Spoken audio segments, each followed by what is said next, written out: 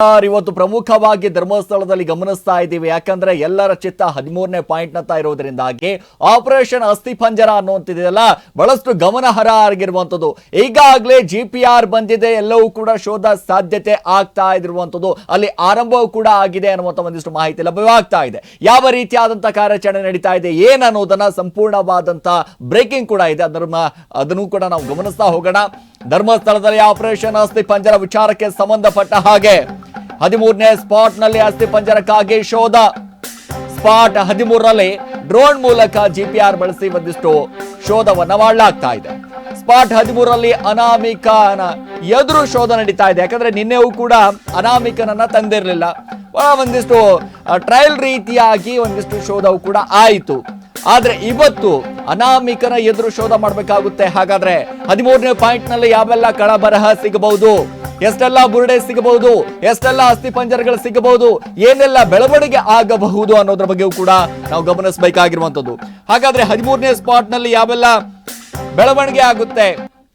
S, 13ನೇ spot ಇವತ್ತು ಬಹಳಷ್ಟು ಗಮನಾರ್ಹ ಆಗಿರುವಂತದ್ದು. 13ನೇ ಸ್ಪಾಟ್ ಏನೆಲ್ಲ ಬೆಳವಣಿಗೆ ಆಗುತ್ತೆ ಈಗಾಗಲೇ ನೋಡ್ತಾ ಇರಬಹುದು ದೃಶ್ಯಾವಳಿಗಳಲ್ಲಿ. ಯಾವ ರೀತಿಯಾದಂತಹ ಒಂದಿಷ್ಟು ಸ್ಕ್ಯಾನ್ ನಡೀತಾ ಇದೆ, ಅಲ್ಲಿ ಯಾವ ರೀತಿಯಾದಂತಹ ಒಂದಿಷ್ಟು ಡ್ರೋನ್ ಹಾರ್ತಾ ಇದೆ, GPR ಯಾವ ರೀತಿಯಾದಂತಹ ಒಂದಿಷ್ಟು ವರ್ಕ್ ಅನ್ನ ಮಾಡ್ತಾ ಇದೆ ಅನ್ನುವಂಥದ್ದು ಕೂಡ ಸಂಪೂರ್ಣವಾಗಿ ಅಧಿಕಾರಿಗಳು ಅಲ್ಲಿ ತನಿಖೆಯನ್ನು ಮಾಡ್ತಾ ಇದ್ದಾರೆ. ನೋಡಿ, 13ನೇ ಸ್ಪಾಟ್ ನತ್ತ ಎಲ್ಲರ ಚಿತ್ತ ಇತ್ತಲ್ಲ, ಅದೆಲ್ಲವೂ ಕೂಡ ಇವತ್ತೇ ಬಗೆಹರಿಯುತ್ತಾ.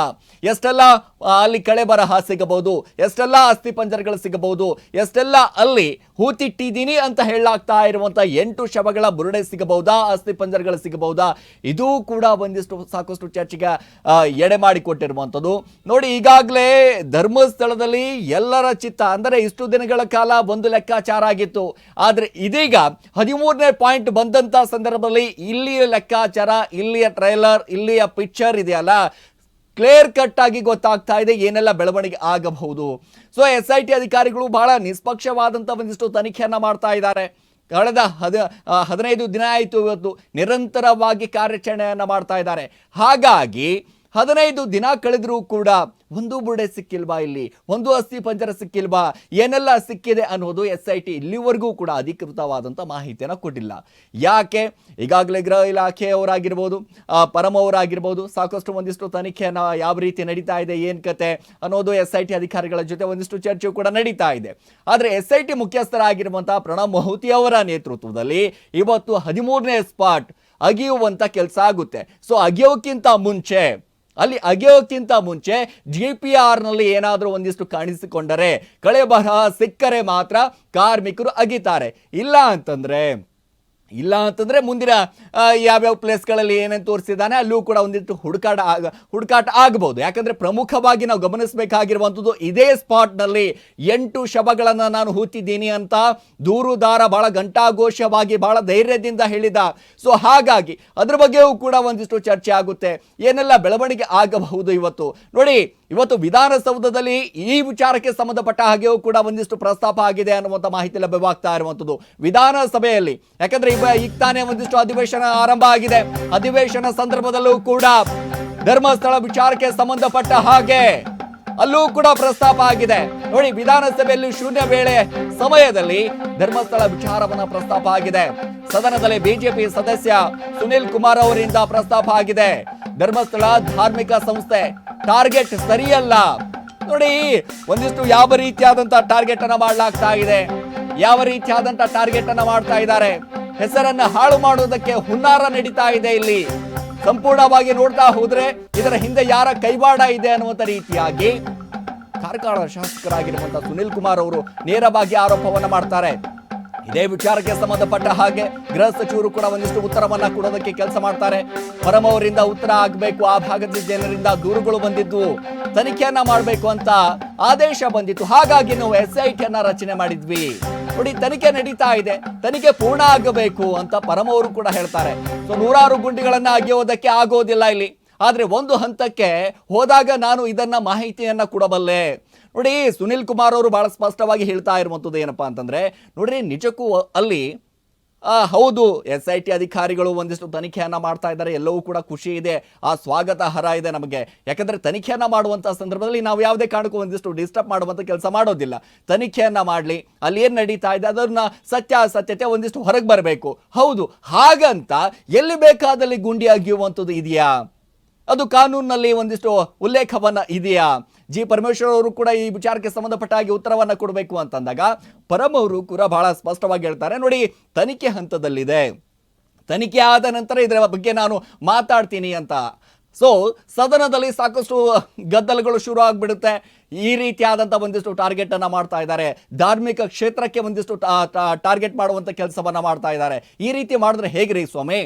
ಧರ್ಮಸ್ಥಳ ವಿಚಾರಕ್ಕೆ ಸಂಬಂಧಪಟ್ಟ ಹಾಗೆ ಸಾವಿರಾರು ಕೋಟ್ಯಾಂತರ ಅಭಿಮಾನಿಗಳ ಭಕ್ತರ ಒಂದು ಭಾವನೆಗೆ ಧಕ್ಕೆ ತರುವಂತ ಕೆಲಸವೂ ಕೂಡ ಅಲ್ಲಿ ಆಗ್ತಾ ಇದೆ.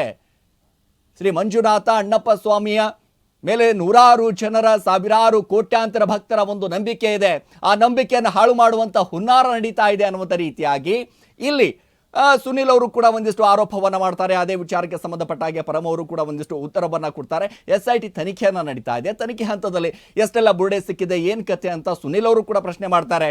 ಈಗ ಏನ್ ನೂರಾರು ಬುರುಡೆಗಳು ಸಿಕ್ಕಿದೆಯಾ, ಎಷ್ಟು ಬುರುಡೆ ಸಿಕ್ಕಿದೆ ಹೇಳಿ ಹಾಗಾದ್ರೆ ಅಂತ ಪ್ರಶ್ನೆಗಳನ್ನು ಕೇಳ್ತಾರೆ. ಆ ಪ್ರಶ್ನೆಗಳಿಗೂ ಕೂಡ ಒಂದಿಷ್ಟು ಉತ್ತರವನ್ನ ಕೊಡೋದಕ್ಕೆ ಇಲ್ಲಿ ಪರಮೇಶ್ವರ್ ಅವರು ಒಂದಿಷ್ಟು ಮುಂದಾಗ್ತಾರೆ. ನೋಡಿ, SIT ಅಧಿಕಾರಿಗಳು ಒಂದಿಷ್ಟು ತನಿಖೆಯನ್ನ ಮಾಡ್ತಾ ಇದ್ದಾರೆ. ತನಿಖೆ ಮಾಡಿದ ನಂತರ ಏನೆಲ್ಲ ಉತ್ತರ ಬರುತ್ತೆ, ಅಲ್ಲಿಂದ ಏನು ವರದಿ ಬರುತ್ತೆ, ಅದ್ರ ಬಗ್ಗೆ ನಾನು ಮಾತಾಡಬಲ್ಲೆ. ಸುಮ್ಮನೆ ನಾನು ಈ ಸುಮ್ಮನೆ ಮಾತಾಡುವಂತ ವ್ಯಕ್ತಿ ಅಲ್ಲವನ್ನೋ ರೀತಿಯಾಗಿ ಅವರು ಕೂಡ ಮಾತಾಡ್ತಾರೆ. ನೋಡಿ, ಬಿಜೆಪಿ ಸದಸ್ಯರು ಆಕ್ಷೇಪ, ಅನಾಮಿಕನ ಮಾತು ಕೇಳಿ ಎಷ್ಟು ಗುಂಡಿ ತೆಗಿತೀರಿ ನೀವು ಅಂತ ಒಂದಿಷ್ಟು ಪ್ರಶ್ನೆಗಳು ಮಾಡ್ತಾರೆ. ಯಾಕಂದ್ರೆ ಅನಾಮಿಕ ತೋರಿಸ್ತಾ ಇರುವಂಥದ್ದು ಒಂದು ಕಡೆ ಬಗಲೇಗುಡ್ಡ, ಮತ್ತೊಂದು ಕಡೆ ಕಲ್ಲೇರಿ, ಮತ್ತೊಂದು ಕಡೆ ಕನ್ಯಾಡಿ, ಈ ರೀತಿಯಾದಂಥ ನೋಡಿ ಬಾಹುಬಲಿ ಬೆಟ್ಟ, ರತ್ನಗಿರಿ ಬೆಟ್ಟ, ಈ ಎಲ್ಲಾ ಕಡೆ ತೋರಿಸ್ತಾ ಇದ್ದಾನೆ. ಎಲ್ಲಾ ಕಡೆ ಅಗಿತಾ ಹೋಗ್ತಾ ಇದ್ದೀರಿ ನೀವು, ಎಲ್ಲೆಲ್ಲಿ ಹೋಗುತ್ತೀರಿ? ಹಾಗೆ ಧರ್ಮಸ್ಥಳದ ದ್ವಾರ ಬಾಗಿಲಿನಲ್ಲೂ ಕೂಡ ಈಗ ಎಂಟ್ರಿ ಕೊಟ್ಟಿದ್ದೀರಿ, ಎಲ್ಲೆಲ್ಲಿ ಅಗಿಯುವಿರಿ ಹಾಗೆ ಅನ್ನುವಂಥ ರೀತಿಯಾಗಿ ಬಿಜೆಪಿ ನಾಯಕರು ಒಂದಿಷ್ಟು ಪ್ರಸ್ತಾಪವನ್ನು ಮಾಡ್ತಾರೆ. ಸೊ ಇದೇ ವಿಚಾರಕ್ಕೆ ಸಂಬಂಧಪಟ್ಟ ಹಾಗೆಯೂ ಕೂಡ ಒಂದಿಷ್ಟು ಸುನಿಲ್ ಅವರು ಕೂಡ ಒಂದಿಷ್ಟು ಮಾತಾಡಿದ್ದಾರೆ, ಜಿ ಪರಮೇಶ್ವರ್ ಅವರು ಕೂಡ ಮಾತಾಡಿದ್ದಾರೆ ಅನ್ನುವಂಥ ಮಾಹಿತಿ ಲಭ್ಯವಾಗ್ತಾ ಇರುವಂಥದ್ದು. ಹಾಗಾದ್ರೆ ಏನೆಲ್ಲ ಮಾತಾಡಿದ್ದಾರೆ, ಏನ್ ಕತೆ ಅನ್ನೋದ್ರ ಬಗ್ಗೆಯೂ ಕೂಡ ಒಂದು ಸಾರಿ ಕೇಳ್ಕೊಂಬರೋಣ ಬನ್ನಿ. ಅಧ್ಯಕ್ಷರೇ, ಕಳೆದ 12-13 ದಿನಗಳಿಂದ ಧರ್ಮಸ್ಥಳವನ್ನು ಕೇಂದ್ರವಾಗಿ ಇಟ್ಟುಕೊಂಡು ಅಸಹಜ ಸಾವಿನ ಕುರಿತಂತೆ SIT ತನಿಖೆಯನ್ನು ಮಾಡ್ತಾ ಇರೋದನ್ನು ನಾನು ಸ್ವಾಗತಿಸ್ತೇನೆ. ಸರ್ಕಾರ ಇದರ ಕುರಿತಂತೆ ಸತ್ಯಾಸತ್ಯತೆಗಳು ಬರಬೇಕು ಅನ್ನೋದ್ರ ಬಗ್ಗೆ ನಮ್ದು ಯಾರ್ದು ಕೂಡ ಭಿನ್ನಾಭಿಪ್ರಾಯಗಳಿಲ್ಲ.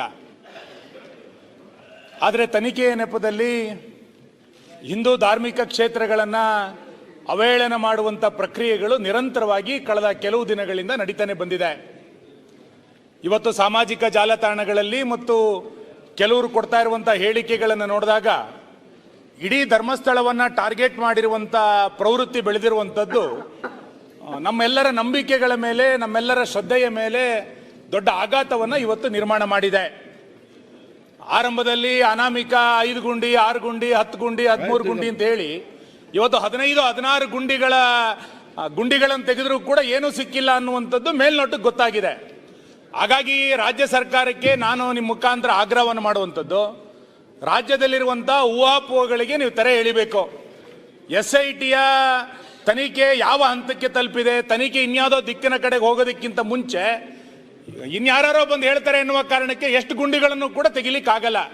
ಹಾಗಾಗಿ ಧಾರ್ಮಿಕ ನಂಬಿಕೆಯ ಮೇಲೆ ಯಾರು ಅಪಪ್ರಚಾರಗಳನ್ನು ಮಾಡ್ತಾ ಇದ್ದಾರೆ ಅಂಥವ್ರ ಮೇಲೆ ಕ್ರಮವನ್ನು ಕೈಗೊಳ್ಳಬೇಕು.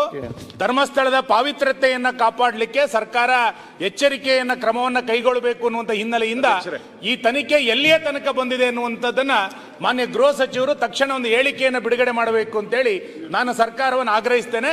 ಇನ್ನೆಷ್ಟು ಗುಂಡಿ ತೆಗಿತೀರಿ ಇನ್ನೊಂದನ್ನು ಕೂಡ ಸರ್ಕಾರ ಎಷ್ಟು ಗುಂಡಿ ತೆಗಿತೀರಿ, ಇಲ್ಲಿಯ ತನಕ ಮೂಳೆ ಸಿಕ್ಕಿದೆಯಾ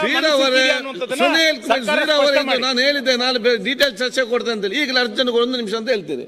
ಈಗ